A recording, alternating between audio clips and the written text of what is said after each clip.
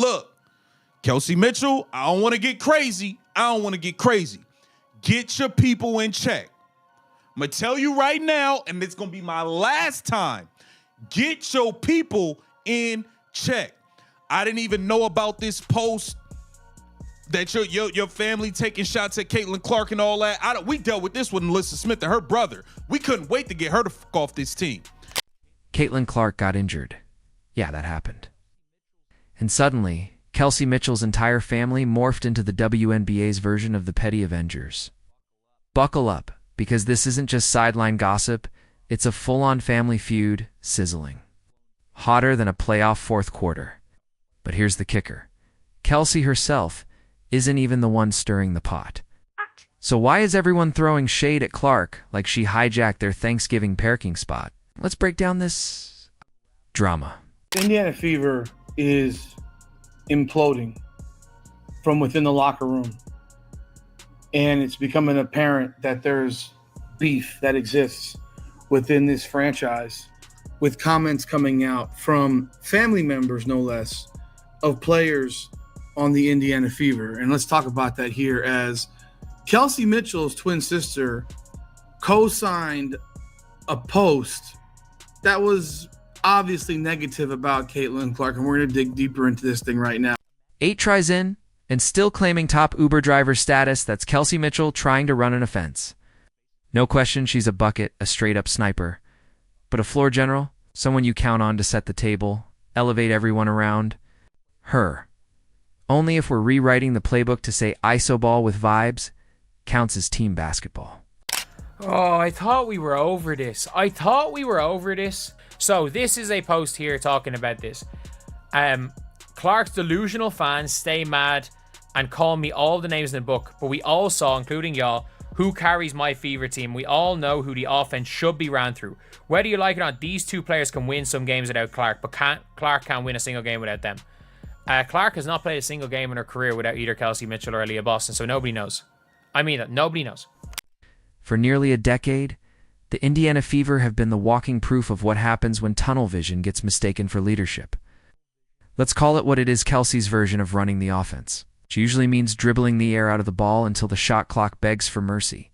Firing up a contested jumper and then looking around like it's someone else's fault, no one was in position for the rebound. Court vision? She'd need a drone to find an open teammate. Her passing instincts? Like trying to operate a vending machine with a broomstick, clunky off target, and rarely gets you what you asked for. It's not hate, just the tape talking. This is not great. You remember in the offseason, Kelsey Mitchell was a free agent. And for a long period of time, I got the sense that she actually came kind of close to not coming back to the Indiana Fever. And I'm going to tell you why. When I watch her play, there's plenty of times I'm like, she thinks she is the superstar on this team. All right? And look, she scored 29 points last night, right?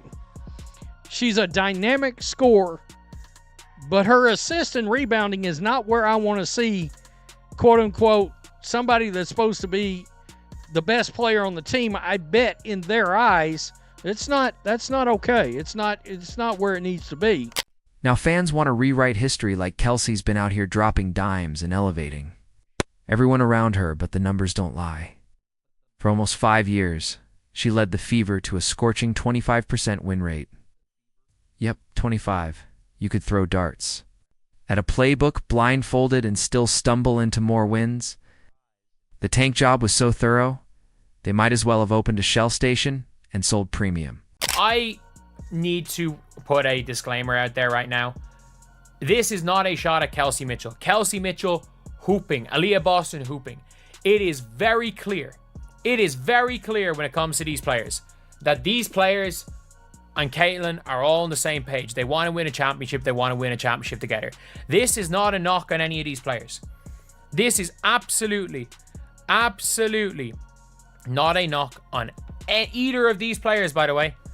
All this time, people were waiting for Kelsey to take over. Well, she did just not how anyone hoped. Because when you hand the keys to a ball-dominant scorer who treats passing like a chore, chaos is inevitable.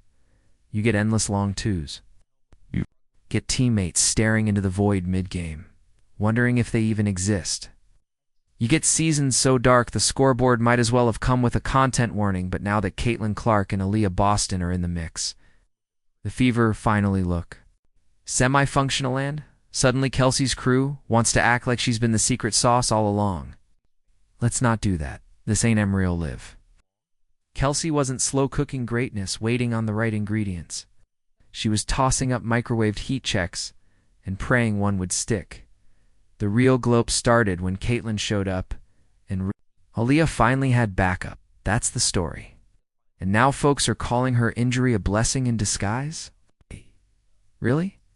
Caitlin Clark is out there getting ragdolled every night, and the group chat is talking about how this might finally be a way. Return to real basketball. Miss me with that. Listen, if you gonna be on the Indiana Fever, from now on, when you sign up, you need to know. You need to have a talk with anybody in your inner circle and say, hey, do not say anything to downplay Caitlin Clark, or my job will be at risk. Period. This post, nah, we're not playing that game. I'm not playing that game with y'all. We not gonna be doing this. And I don't want to get crazy with Kelsey Mitchell because I rock with Kelsey. But it's like, bro, if we got to deal with this, you can go. You can go, bro. And I rock with Kelsey, but we're not doing that. You remember the record-breaking losses. Kelsey Mitchell hoisting up 18 shots a night while the scoreboard flashed like a busted slot machine. Let's be clear, Kelsey's got talent. She's tough, has a filthy step back, and carries enough confidence to fuel an entire AAU circuit. But when it comes to actually running an offense, she's more scenic detour than express lane. She shines best when someone else is behind the wheel like Aaliyah Boston, commanding double teams in the eye. Paint or Caitlin Clark, who, whether you love her or not, delivers passes with laser-guided precision. But we all saw the pre-Caitlin, pre-Aaliyah version of this story. It was a slow, painful drama with no payoff, just a steady erosion of fan optimism. And about that family commentary? Takes this spicy don't come out of nowhere. Don't develop this level of resentment without years of group chat rants and late-night takeout-fueled therapy sessions. This isn't new energy. It's just finally gone public. Kelsey Mitchell's sister had some things to say about Caitlin Clark. Well, she co-signed a post by someone else, which when you co-sign it and then you agree and you repost it, well, that means you pretty much agree with it. And this is just another thing that's existing within this franchise. I'm telling you right now, I don't see how Caitlin Clark gets through 4 years in Indiana. There is so much hate. There's so much dislike. There's so much jealousy that I don't see how she gets through 4 years at Indiana. Or what we'll see is the team completely gutted and then rebuilt around her. These takes didn't come out of thin air there, the byproduct of long car rides, post-game calls, and more than a few heated group chat monologues. If Kelsey's family is out here acting like Caitlin Clark ruined the vibes, it's probably because Kelsey's been convincing them she was the vibes from day one. But the numbers tell a different story. The Fever only started making real progress when Kelsey stopped trying to be the engine and let others steer. It's like watching someone fake DJ with no speakers, then getting salty when an actual DJ shows up with lights, a crowd, and you know Caitlin. Stepped on the court, and suddenly people remembered what assists looked like. Floor spacing became a concept again. The ball started moving. And yet in the background, Kelsey's camp is out here sending smoke signals like we all forgot the last 8 years. We didn't. We remember. Sat through the turnovers, the stalled possessions, the clutch time bricks. If anything, Caitlin's arrival helped Kelsey gave her breathing room, pulled defenders away, opened up the floor like a window in a room full of smoke. That's not a vibe killer. It's fresh air. Clark is the superstar of this team. I don't think there's any confusion there. And there are statements made by members of her family, Kelsey Mitchell's, that tells you either Kelsey is having to listen to this from her family, or this is things they have sat down and talked about, or it has even been from her, for lack of a better way of putting it, bitching and pissing and moaning to the family that maybe she's not very happy. And yet, here comes the passive-aggressive PR rollout from the peanut gallery. It's trying to sell us on the idea that the Fever would be better without Caitlin Clark, right? And I'm the WNBA commissioner. Let's all pretend we live in some alternate universe where Kelsey Mitchell is actually the Luka Doncic of the league. And we've just been too blind to notice. Here's the real. Some players are born to be elite role. Players sharpshooters who punish lazy defenses and knock down daggers. When it counts, and that's not a knock, that's valuable. But not everyone's built to be the lead guard. Not everyone has the vision, the pace control, the selflessness to run an offense. Kelsey's shown time and time again that she shines most when someone else is carrying the load. So this recent wave of Clark skepticism from the extended Mitchell circle, it's not just off base, it's panicked. It's because deep down they know. They know the Fever were stuck in a holding pattern until someone showed up with a GPS and a sense of direction. So now we get the cryptic IG likes, the subtle digs, the she doesn't fit whispers. Meanwhile, the scoreboard says otherwise. The assist column says otherwise. Ow. The ball movement, the pace, the wins, they all say otherwise. So social media is not a real place. However, this crazy Kelsey Mitchell thing has gotten so out of hand. So here's what happened. Chelsea Mitchell, which is Kelsey Mitchell's twin sister, she made a comment on someone else's comment diminishing Caitlin Clark's importance as the offensive engine of the Indiana Fever and saying that they should really be running the offense through Kelsey Mitchell. So this Steve Brown person writes on Facebook, Clark's delusional fans can stay mad and call me all the names in the book, but we all saw, including y'all, who carries my Fever team, and we all know who the offense should be run through. But you can't argue with revisionist historians on a mission. They're not chasing truth, they're chasing vibes. Specifically, the kind where Kelsey Mitchell is the unquestioned queen and everyone else is just background noise clapping on cue. But here's the thing. You don't spend 8 years in the league. Treat missing the playoffs like an annual tradition, and then suddenly claim top billing the moment the team finally gets some real help. That's not a comeback story. That's riding shotgun and shouting we made it at the finish line. So, if there's tension bubbling behind the scenes, maybe it's not because Caitlin Clark is disrupting the team. Maybe it's because she's revealing the truth, and that's the kicker. Caitlin didn't ask for this drama. She walked into a fractured roster, instantly raised the offensive ceiling. And now, everyone's acting allergic to giving her credit. She's making the entire team look better, including Kelsey. Stat sheets are glowing, spacing's improved, ball movement's real, and yet somehow she's being framed as the problem. The math's not mathing, but the insecurity. That part's loud and clear. Spoke about this last week, man, when I told y'all Caitlin Clark relationship with these players when that video came out and they really didn't acknowledge her. Now, I'm not saying this is Kelsey Mitchell's fault, but y'all know the old saying John the Liquidator says is looking real spooky. Now, Kelsey Mitchell, I believe this is her sister, went on social media and this snuck through the wire. So shout out to all of the Caitlin Clark fans that kind of found this.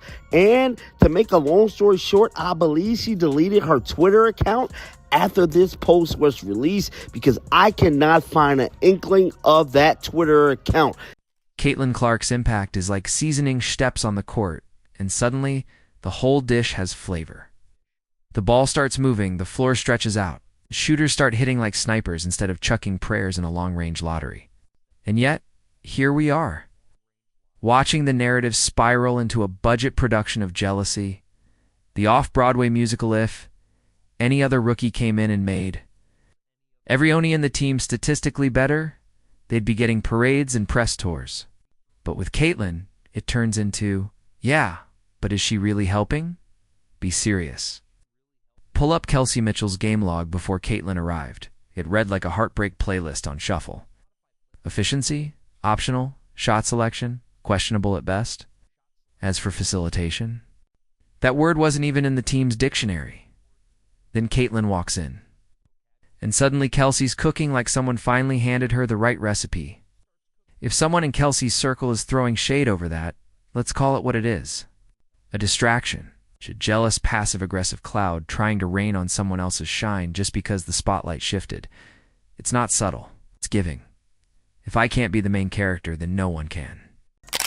Kelsey Mitchell on the Indiana Fever says nothing but positive things about Caitlin Clark.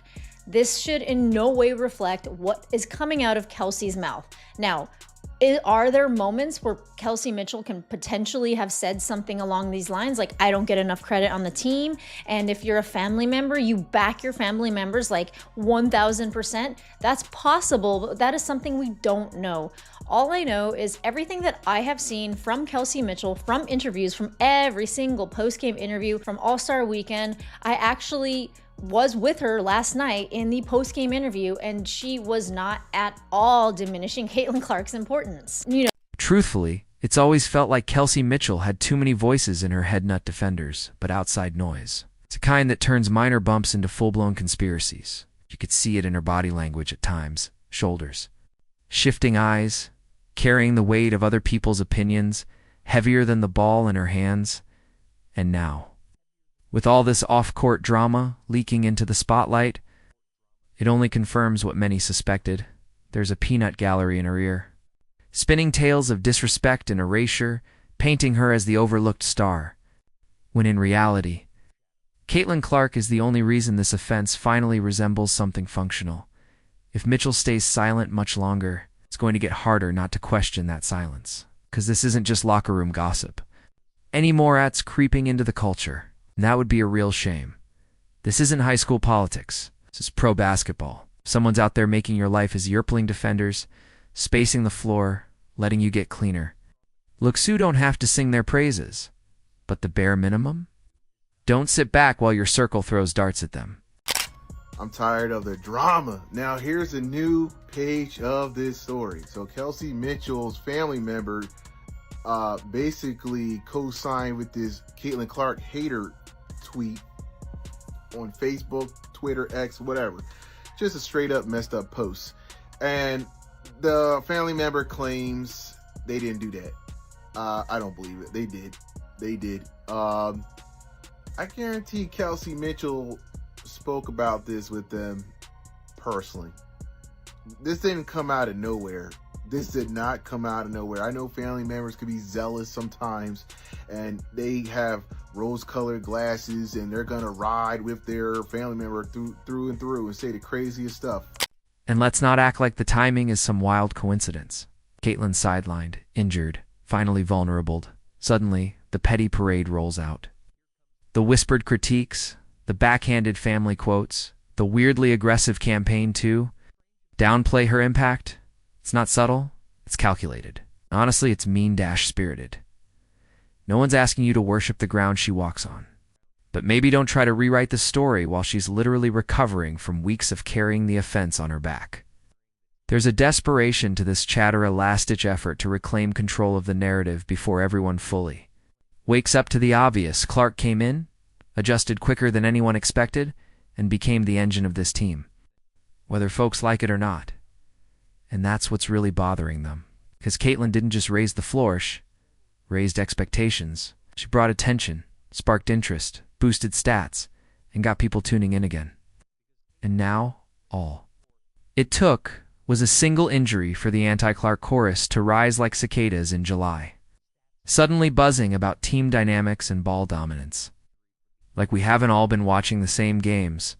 Some people would rather burn down the whole kitchen than admit someone else brought the right ingredients. Guys, this is a relative of Kelsey Mitchell. Now, I told y'all, man, a lot of these ladies did not like Caitlin Clark, and it's clear today their family really don't care about them either. Now, one thing I will say, and I have to be honest here, no one would have knew who the hell Kelsey Mitchell was if it wasn't for Caitlin Clark. I am sorry. I hate to be the bearer of bad news, but hell, no one knew who Kelsey Mitchell was. We have to realize this. Y'all was not driving up viewerships before Caitlin got there. Y'all wasn't selling out arenas before Caitlin got there.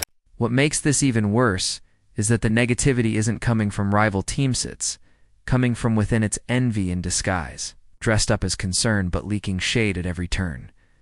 There's nothing admirable about kicking someone when they're down.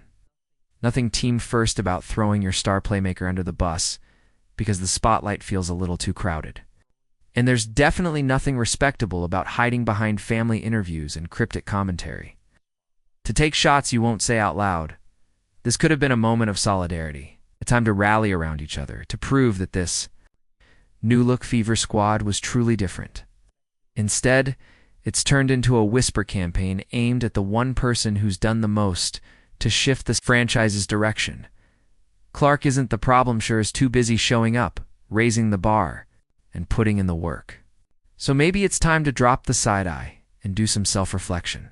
Because if you can't see how someone's making your job easier, if you can't acknowledge how the offense flows better, the attention's broader, and the team finally feels competitive, and maybe the real issue isn't who's getting the shine, it's who can't handle not being the only one in it.